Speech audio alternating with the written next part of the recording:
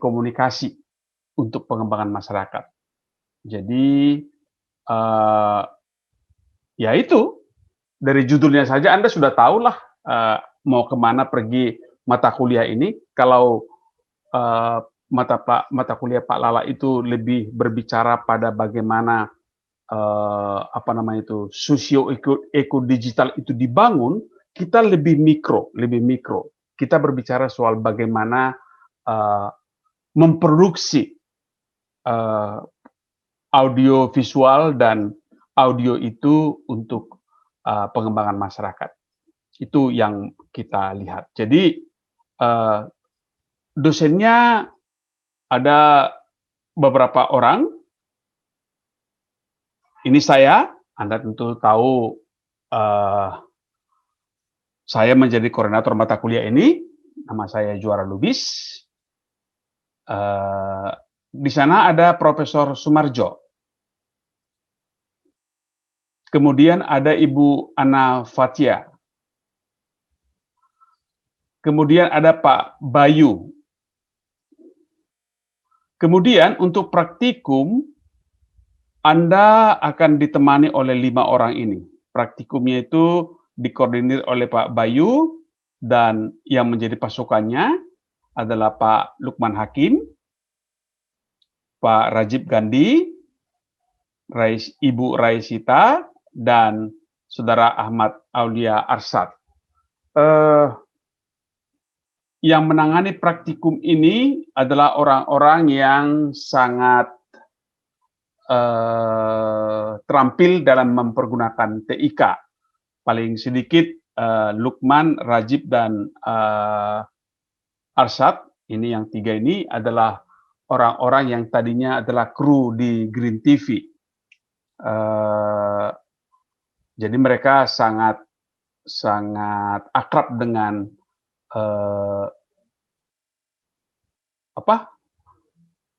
audiovisual, memproduksi audiovisual, sehingga mereka akan membantu Anda mulai dari menulis skenario, menulis naskah, sampai kepada memproduksinya. Itu mereka berlima akan membantu Anda di situ. Saya, Pak Sumarjo, Bu Ana, dan Pak Bayu akan memberikan kuliahnya. Jadi Pak Bayu itu ikut memberikan kuliah dan ikut juga di praktikum. Itu kira-kira tim kita. Kemudian, mata kuliah apa sih? Mata kuliah ini seperti saya katakan tadi, simple saja, nggak rumit-rumit lah. Pertama-tama kita akan membicarakan apa itu ICT atau TIK. Bagaimana TIK itu dipakai, bagaimana TIK itu dikembangkan, dan bagaimana ragam penggunaannya. Saya pikir Anda sudah tahu bahwa TIK sekarang banyak dipergunakan untuk hiburan, banyak untuk main-main, banyak untuk, ya kalianlah lebih jagolah di situ apa yang kalian lakukan dengan TIK, tetapi kita membicarakannya di mata kuliah ini tidak untuk memproduksi TikTok gitu ya, tapi untuk pengembangan masyarakat. Kalau TikTok untuk pengembangan masyarakat bolehlah, bukan TikTok untuk main-main gitu, untuk gurau, apalagi untuk nipu orang gitu. Kita berbicara soal bagaimana untuk mengembangkan masyarakat. Sehingga dalam mata kuliah ini kita akan membahas beragam TIK, bagaimana perkembangannya sampai sekarang, dan penerapannya untuk masyarakat dalam berbagai mode dan platform. Platformnya banyak, ada yang medsos, ada yang pakai ada yang pakai website, ada yang di YouTube, ada yang di podcast dan segala macam. Itu kan platform untuk menyebarkan alat-alat materi komunikasi itu. Dan kita juga mempelajari bagaimana mengukur perkembangan ICT itu pada aras individu, kelompok, dan masyarakat. Jadi ada pengembangannya, ada ICT yang merubah perilaku, kognisi, afeksi, dan psikomotor di aras individu, pada level individu. Ada yang pada level kelompok, dan ada juga yang pada level masyarakat atau komunitas. Jadi begitu cara kita bekerjanya. Jadi ada ICT, bagaimana dia merubah di tingkat di aras individu, bagaimana dia merubah di aras kelompok, dan bagaimana dia merubah di aras masyarakat. Itu yang akan kita pelajari selama 1 semester ini. Oke, apa learning outcome-nya? Ini yang harus kita diskusikan bersama. Learning outcome-nya ada 3. Yang pertama itu kami ingin agar Anda mampu menganalisis penggunaan TIK dan dampaknya pada aras individu, pada aras komunitas, dan pada aras masyarakat. Jadi Anda bisa menganalisis lah, seorang saintis S1 seperti Anda tentu saja harus bisa menganalisis. Selain itu, selain Anda bisa menganalisis, Anda bisa memproduksi. Jadi tidak asal omong saja, Anda memproduksi. Apa yang Anda produksi? Materi komunikasi untuk pengembangan masyarakat. Mudah-mudahan Anda masih ingat ilmu pengembangan masyarakat dari Pak Tony. Pengembangan masyarakat itu ada 5 bentuknya. Ada bentuknya advokasi, ada pengembangan jaringan, ada pengembangan kapasitas, ada pengorganisasian komunitas, dan ada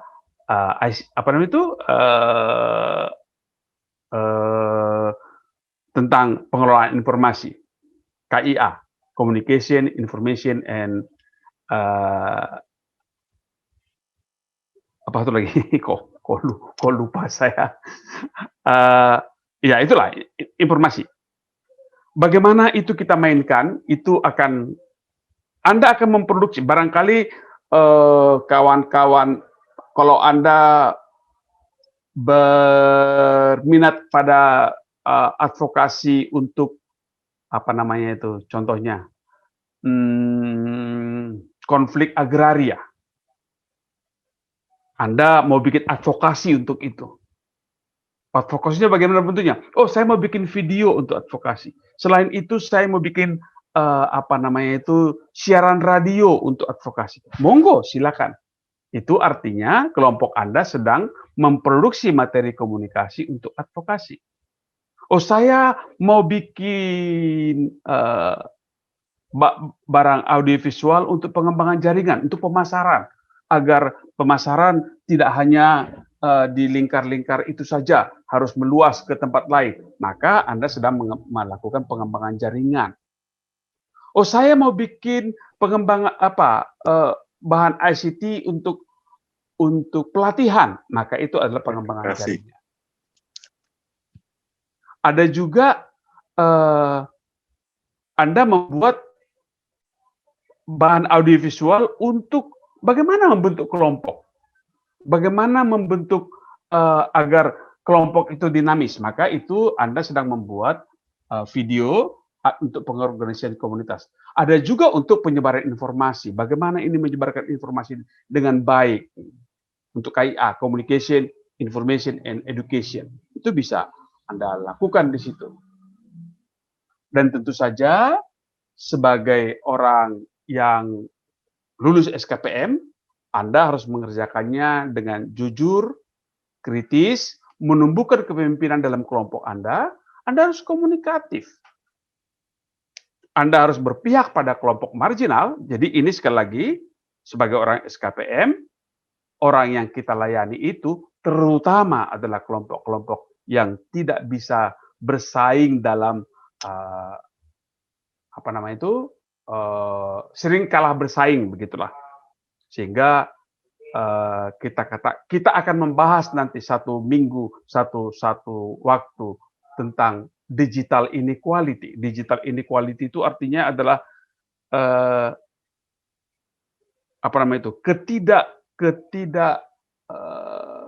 ketidaksetaraan akses dan penggunaan teknologi digital. Mengapa terjadi seperti itu? Karena sering sekali orang yang kaya punya banyak punya gadget yang bagus, punya pulsa yang banyak, dan dia bisa mengakses internet dengan mudah. Bisa mengakses informasi dengan mudah. Sementara orang miskin, dia tidak punya gadget, kalaupun punya gadget, pulsanya kurang, kalaupun punya itu semua ternyata rumahnya sinyalnya susah, maka dia sedikit sekali mengakses informasi. Dan sering sekali karena aksesnya terhadap informasi itu sedikit, maka terjadi kesenjangan antara orang yang information rich dengan orang yang information poor. Jadi ada istilah information rich society dan information poor society. Itu kesenjangan yang sering sekali diakibatkan oleh digitalisasi. Anda harus bisa menjangkau kelompok-kelompok yang marginal itu. Anda akan dilatih untuk bekerja sama, berjejaring, tentu saja adil dan setara, kreatif, inovatif, dan etis. Nanti kawan-kawan asisten yang dosen-dosen praktikum akan mengemukakan beberapa etika dalam memproduksi bahan-bahan audiovisual. Saya pikir sering sekali kita terkaget dengan apakah itu Facebook, apakah itu WA, atau segala macam media sosial yang kita miliki. Karena banyak sekali informasi, benar informasinya, tapi tidak etis cara pengemukaannya. Misalnya menyebarkan orang yang nampeleng orang lain gitu, berdarah-darah, benar informasinya, ada kecelakaan terjadi di sana berdarah-darah, tapi itu nggak bisa dikemukakan sebegitu saja. Anda mempunyai etika dalam menyebarkan, dalam mempergunakan alat-alat ICT ini. Kemudian juga Anda akan dilatih bekerja dengan partisipatif dan ada juga kemandirian di situ. Ada kemandirian, ada di mana Anda harus partisipatif dalam kelompok Anda. Itu learning outcome yang kami inginkan akan dihasilkan dalam mata kuliah ini, dan setelah Anda lulus dalam mata kuliah ini, Anda mempunyai kemampuan-kemampuan itu.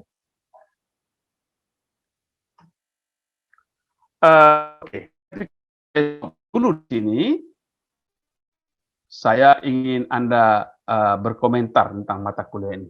Selamat pagi Pak Profesor Sumarjo. Pak Profesor Sumarjo sudah hadir di tengah-tengah kita. Makasih Pak atas kehadirannya. Oke, saya ingin komentar-komentar dari Anda sebelum kita teruskan.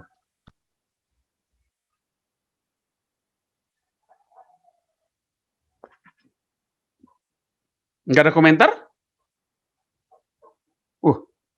Apa udah tidur? Coba buktikan Anda bahwa Anda tidak tidur dengan bertanya.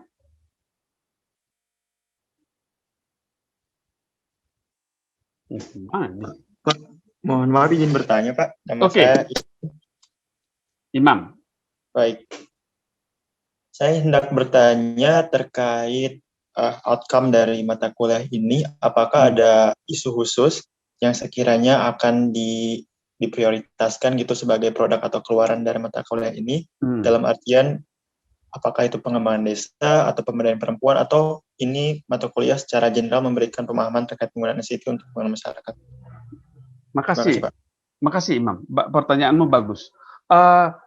Kami tidak mengkhususkan yang seperti itu, tidak terlalu spesifik seperti itu sekarang. Tapi menurut saya ketika Anda memilih sebuah materi komunikasi yang akan dibuat, diproduksi, pilihlah yang memang pas untuk saat ini misalnya. Misalnya kalau Anda mau membuat sebuah edukasi untuk vaksinasi misalnya, itu kan pas sekali sekarang saatnya kan Anda memproduksi sesuatu itu. Misalnya kawan-kawan yang dari seperti yang saya katakan tadi melakukan apa namanya, advokasi untuk penggusuran di satu tempat. Itu kan sangat kekinian gitu. Jadi kami tidak mendesain Anda harus buat ini, Anda harus membuat ini. Itu kami serahkan kepada Anda. Apa yang menurut Anda sangat menantang ketika itu? Itu Mas Iman. Baik, terima kasih baik Pak. Baik, ada lagi yang lain?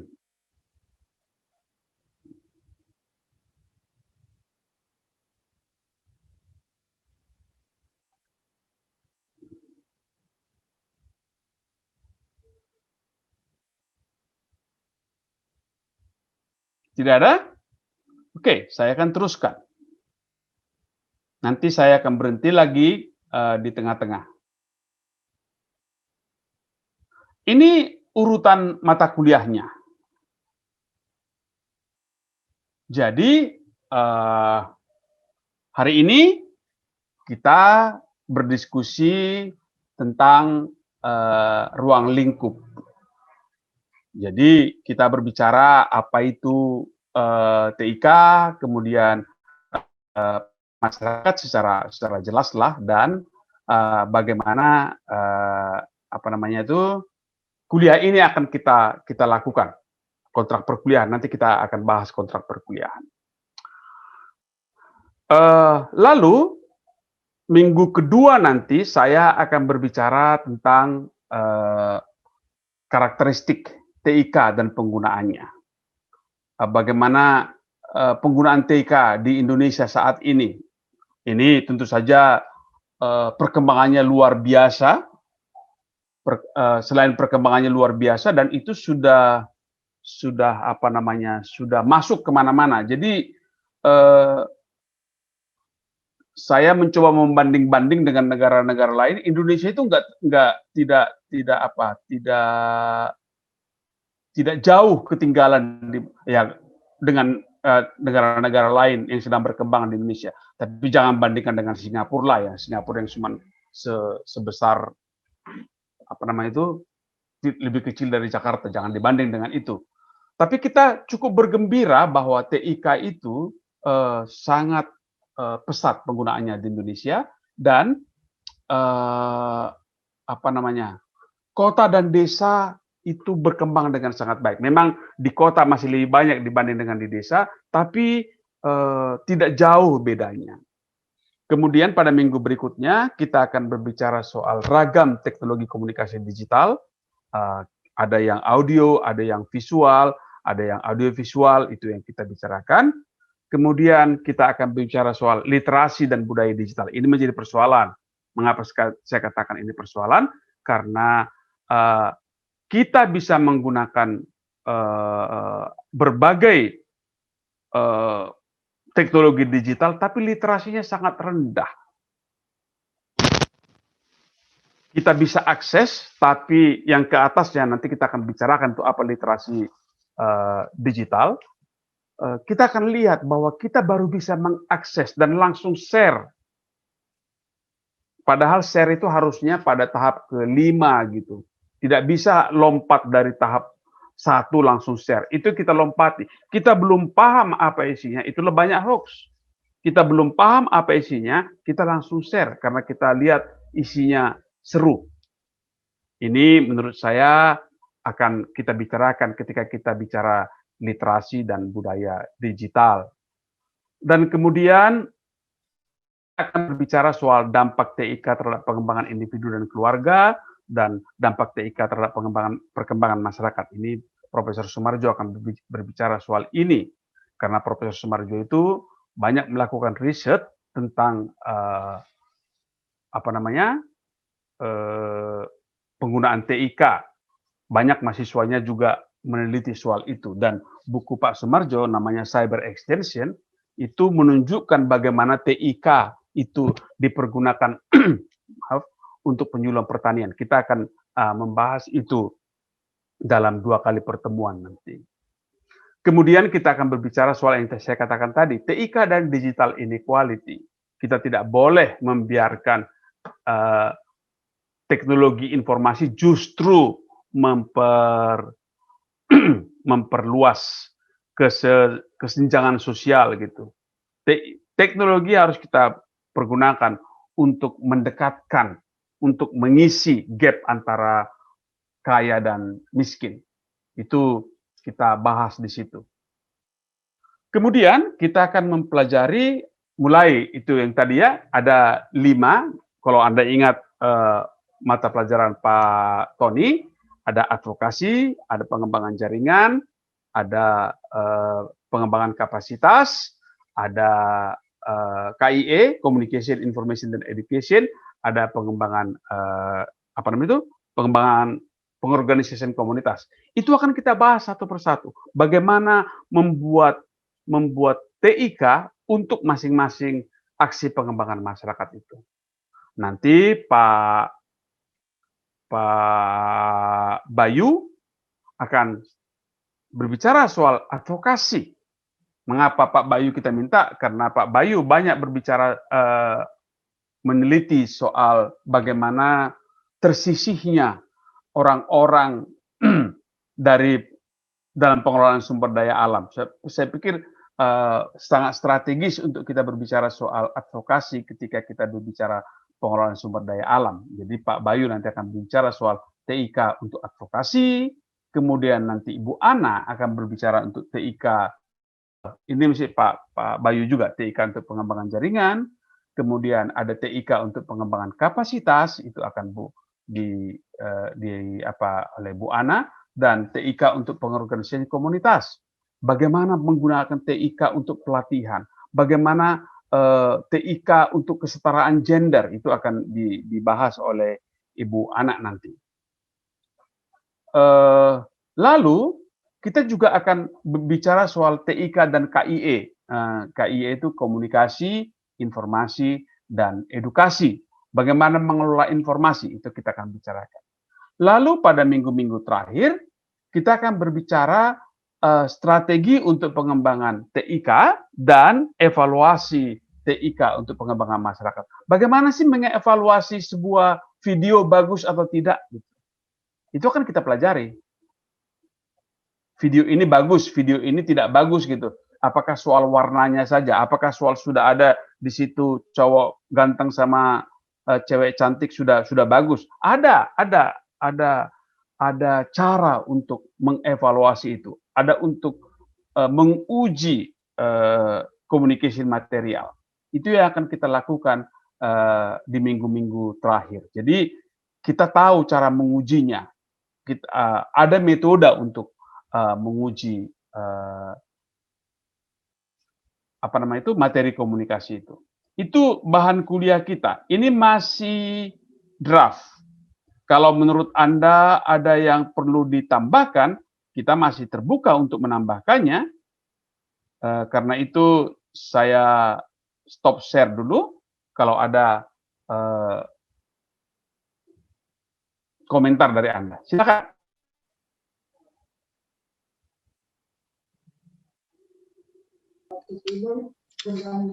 Pak, mohon maaf, saya Ya. Imam izin Ya, silakan Imam.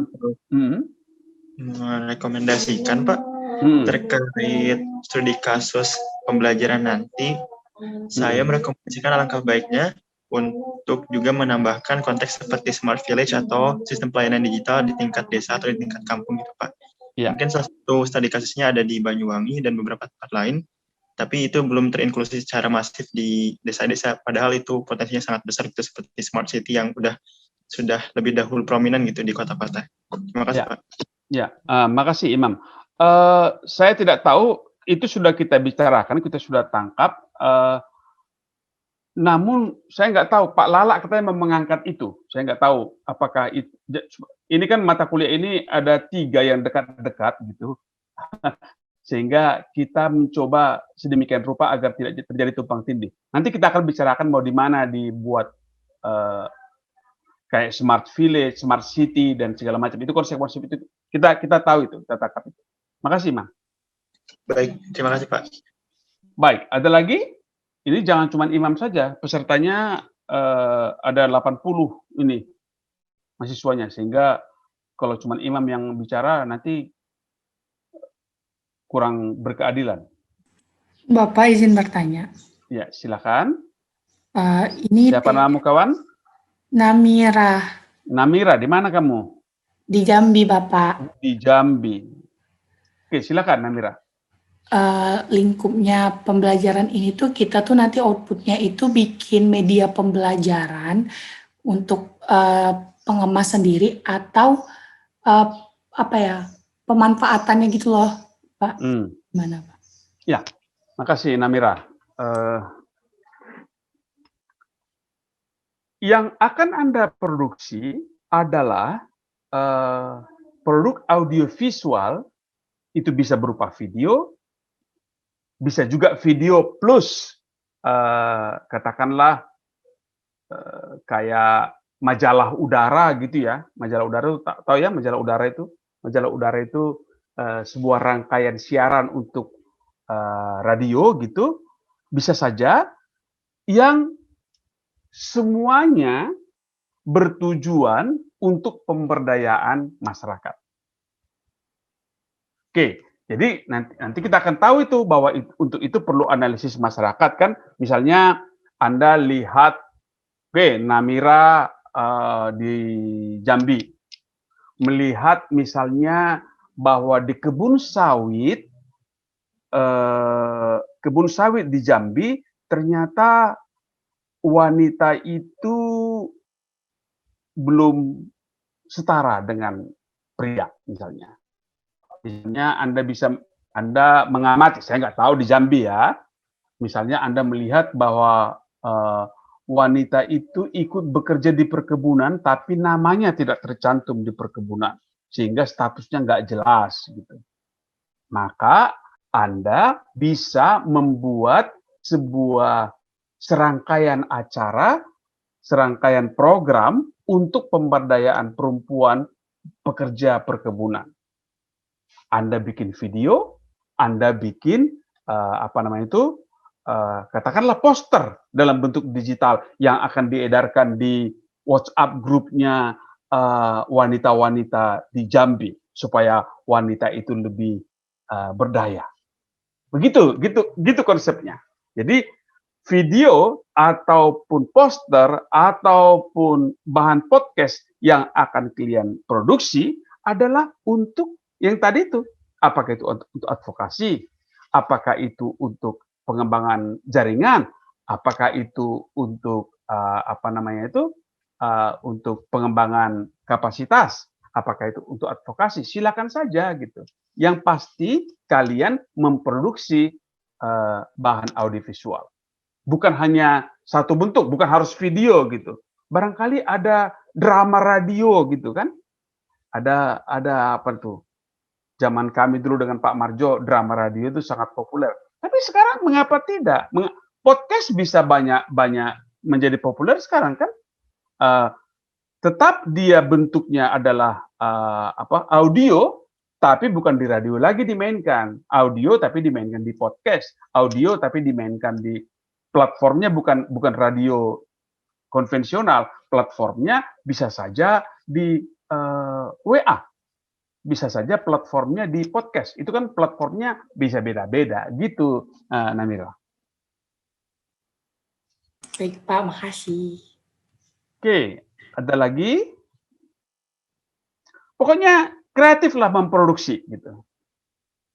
Hasilnya adalah produksi.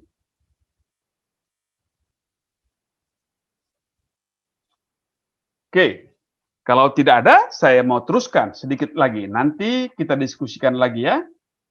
Saya teruskan dengan yang lebih, ini praktikum. Nanti praktikum akan didiskusikan untuk praktikum. Saya itu ada soal smart village berbasis itu akan kita diskusikan di praktikum. Oke, nanti di praktikum saya tidak akan bahas ini sekarang. Yang jelas Anda lihat di situ di akhir ada festival TIK. Jadi ini celebration lah. kita berencana akan melakukan selebrasi ini dengan mata kuliah lain. Jadi TIK untuk pengembangan masyarakat, sosio eko digitalnya Pak Lala, TIK untuk penyuluhannya Pak Puji, kita akan buat 1 hari untuk berfestival merayakan semester ini. Masing-masing kelompok akan mendemonstrasikan kehebatannya. Itu nanti kita rancang di akhir semester. Jadi akhir semester itu ada festival kita buat. Oke, seperti yang saya katakan tadi, tugas bentuknya adalah yang paling penting adalah yang kedua ini. Yang paling seru adalah yang kedua ini. Kalau yang pertama ini ya praktikum biasa. Yang kedua ini kita akan berbicara soal memproduksi bahan audiovisual untuk pengembangan masyarakat. Nanti kawan-kawan dosen asisten, dosen praktikum akan membicarakan itu. Baik, ini bahan rujukannya, dan ini masih bisa berkembang karena buku-bukunya Pak Sumarjo belum saya cantumkan di sini. Oke. Ini sebentar saya akan beralih ke file lain, yaitu soal kontrak perkuliahan yang saya buat di sini. Ini nama-namanya sudah saya sebutkan. Baik, yang ingin saya beritahukan kepada Anda sekarang adalah soal nilai. Bagaimana kami menilai? Ini saya Oke.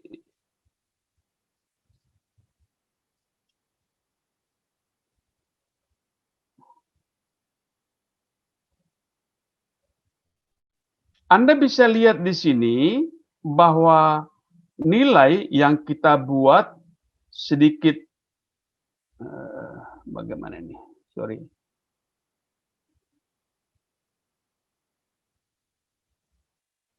Ya. Jadi nilai itu ada dari UTS, UAS, dan tugas-tugas praktikum. UTS itu 25%, UAS itu 25%, lainnya itu dari tugas-tugas praktikum. Termasuk produk Anda, produk audiovisual tadi itu akan dinilai oleh asisten dan dinilai oleh kelompok lain. Jadi ada peer group evaluation. Nanti soal bagaimana menilainya kita akan beritahukan lebih lanjut pada waktu praktikum. Tapi yang jelas yang ingin saya katakan adalah bahwa ketika kita mengikuti mata kuliah ini, 25% dari UTS, 25% dari UAS, dan lainnya itu adalah datang dari praktikum Anda. Partisipasi dalam praktikum, partisipasi dalam kuliah ini, karena Anissa tadi sudah bilang kan, siapa yang berpartisipasi tolong dicatatkan namanya, karena itu memang kita catat sebagai partisipasi Anda selama kuliah. Kemudian yang banyak hasilnya adalah soal